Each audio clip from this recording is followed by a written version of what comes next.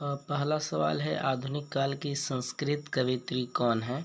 तो इसका right answer जो होगा वो होगा ऑप्शन नंबर डी, पंडिता क्षमा राव।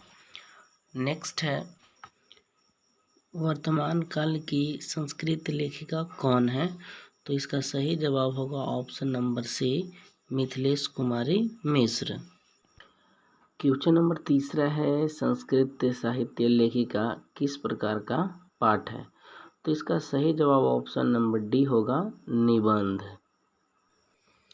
अब स्क्रीन पर चौथा नंबर सवाल है कि अथर्ववेद में कितने ऋषि पालियों का वर्णन है। तो इसका जो सही जवाब होगा वो ऑप्शन नंबर डी होगा, 5।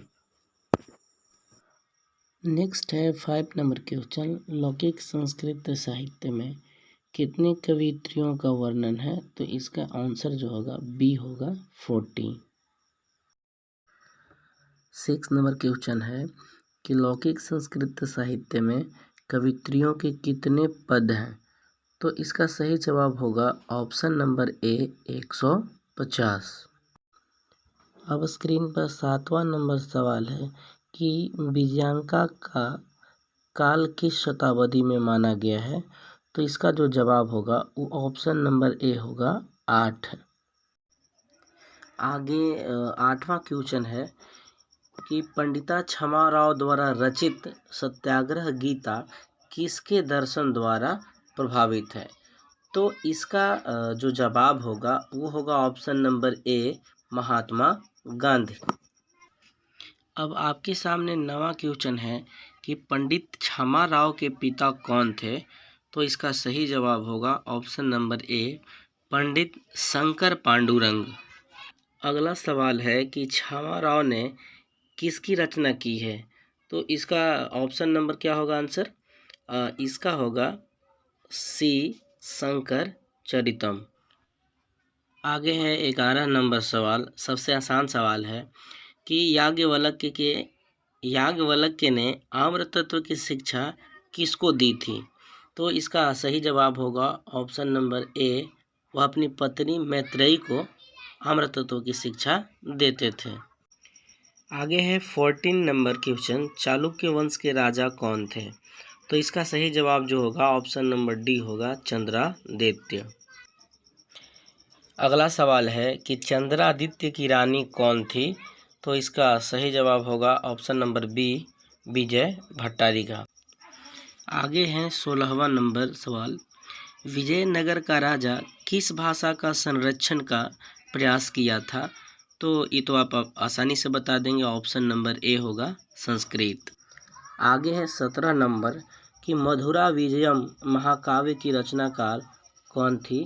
तो इसका होगा क्या, इसका आपका होगा Ganga Devi, option number B. आगे है कि गंगा देवी के पति कौन थे। तो ये होगा कंपन राय, डी। आगे है 19 नंबर सवाल कि कंपन राय की पत्नी कौन थी।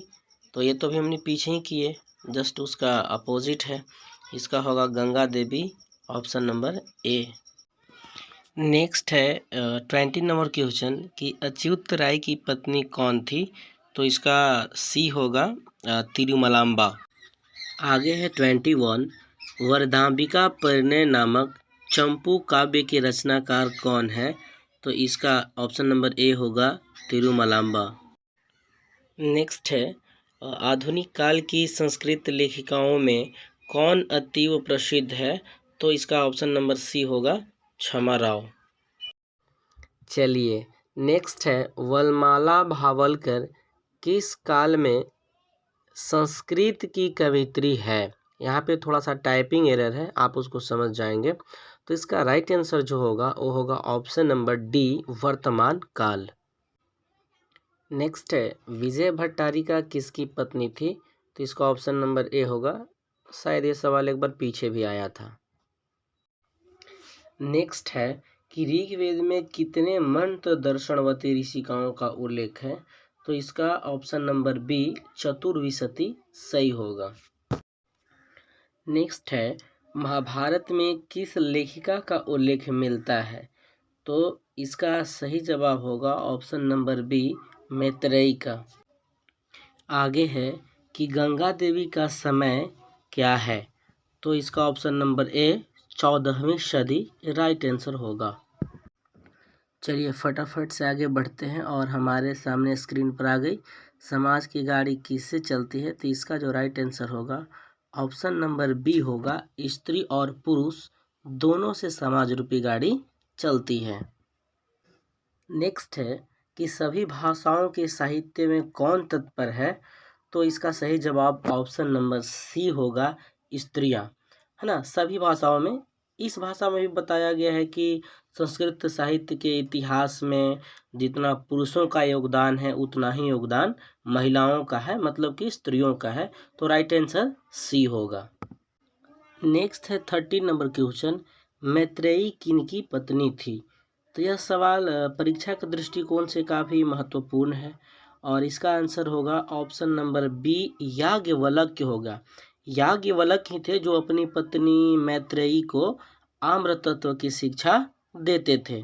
तो ये भी बातें हमको ध्यान रखना है।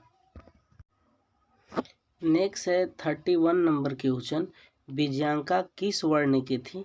तो आपको मालूम होगा इसका ऑप्शन नंबर ए श्याम वर्ण राइट ऑप्शन होगा। चलिए अब स्क्रीन पर 32 नंबर जो क्वेश्चन है वो है कि नीलोत्पलदल श्यामा किसे कहा गया है? तो इसका ऑप्शन नंबर बी सही होगा, विजयांका। अगर हम विजयांका की बात करें तो दंडी ने सबसे पहले इन्हें ही सर्वशुक्ला कहा था। आप देखे भी पीछे वाले क्वेश्चन में इनका रंग पूछा गया था तो श्याम वर्ण की ये हैं। विजयांका के बारे में एक और बात पूछा जाता है कि लौकिक संस्कृत के प्रथम कवित्री कौन थे? तो इसका आंसर भी विजयांका होता है। तो हमें सारी बातों को ध्यान रखना है। नेक्स्ट क्वेश्चन है, नीलोत्पलदल श्यामा सरस्वती श्लोक कहाँ से लिया गया है, मतलब कि किस पाठ से लिया गया है? तो इसका ऑप्शन नंबर डी होगा, संस्कृत साहित्य लेखिका। नेक्स्ट है, लौकिक संस्कृत के प्रथम कवित्री कौन है? इस प्रश्न का जिक्र तो हम लोग पीछे ही कर लिए हैं। इसका राइट आंसर जो होगा ऑप्शन नंबर सी होगा, विजयांका। ये रिपीटेड सवाल है, श्याम वर्ण कौन थी? तो आसानी से इसका हम लोग जवाब दे देंगे, option number B Vijayanka. Next है 36, दंडी ने सर्वशुक्ला किसे कहा है? इसका भी जिक्र हम लोगों ने पीछे कर लिया है, ऑप्शन नंबर ए विजयांका इसका सही जवाब होगा। नेक्स्ट है 37, आम्र तत्व की शिक्षा किसे देते थे? ये भी रिपीटेड सवाल है, इसका ऑप्शन नंबर डी मैत्रेयी सही जवाब होगा। नेक्स्ट 38 नंबर जो क्वेश्चन है कि दार्शनिक के रूप में कौन वर्णित है? तो इसका सही जवाब जो होगा ऑप्शन नंबर बी होगा, मैत्रेयी। नेक्स्ट है, गार्गी किनके सभा में विदुषी थी? तो इसका सही जवाब ऑप्शन नंबर सी होगा, जनक। आगे है कि गंगा देवी ने किस महाकाव्य की रचना की थी? यह सवाल परीक्षा के दृष्टिकोण से काफ़ी महत्वपूर्ण है। तो इसका सही जवाब ऑप्शन नंबर सी होगा, आप इसे अच्छे से ध्यान में रखिएगा। नेक्स्ट 41 नंबर क्वेश्चन है, अच्युत राय कहाँ के राजा थे? तो इसका सही जवाब ऑप्शन नंबर डी होगा, विजयनगर। पीछे एक सवाल आया था कि अच्युत राय की पत्नी का क्या नाम था? तो वहाँ हम लोग देखे थे उनकी पत्नी का नाम था तिरुमलाम्बा। नेक्स्ट प्रश्न है कि अच्युत राय का काल क्या है? तो इसका सही जवाब ऑप्शन नंबर सी होगा, षोडश शतक। नेक्स्ट 43 नंबर क्वेश्चन है कि ऋग्वेद में कितनी महिला ऋषिकाओं का वर्णन प्राप्त है? तो इसका सही जवाब ऑप्शन नंबर ए होगा, 24। नेक्स्ट है, शंकर चरितम के रचनाकार कौन है? थोड़ा सा टाइपिंग एरर है, इसका ऑप्शन नंबर ए सही होगा, पंडिता क्षमा राव। पंडिता क्षमा राव के पिता का नाम शंकर पांडुरंग था और अपने पिता पर यह अपनी रचना लिखी थी। नेक्स्ट है 45 नंबर क्वेश्चन कि सर्व शुक्ला सरस्वती किसकी युक्ति है? तो ऑप्शन नंबर डी दंडी की यह उक्ति है। नेक्स्ट है 46 नंबर कि जनक की सभा में शास्त्रार्थ कुशला कौन थी? तो इसका सही जवाब ऑप्शन नंबर बी होगा, गार्गी। नेक्स्ट है 47 नंबर क्वेश्चन कि दक्षिण भारतीय संस्कृत लेखिका कौन है। तो इसका जो सही जवाब होगा जय माता दी, ऑप्शन नंबर डी। इस सीरीज का सबसे अंतिम सवाल, लौकिक संस्कृत साहित्य में लगभग कितनी कवित्रियों के पद मिलते हैं। तो इसका सही जवाब ऑप्शन नंबर डी होगा, 40। चलिए, प्रश्नों के इस सीरीज की समाप्ति हुई और एक नया वीडियो संधि का अपने चैनल पर आ गया है। तो अगर आप संधि पढ़ना चाहते हैं तो फट से जाइए और संधि की वीडियो को देखिए और समझिए। फिर मिलते हैं अगले वीडियो में, तब तक के लिए धन्यवाद।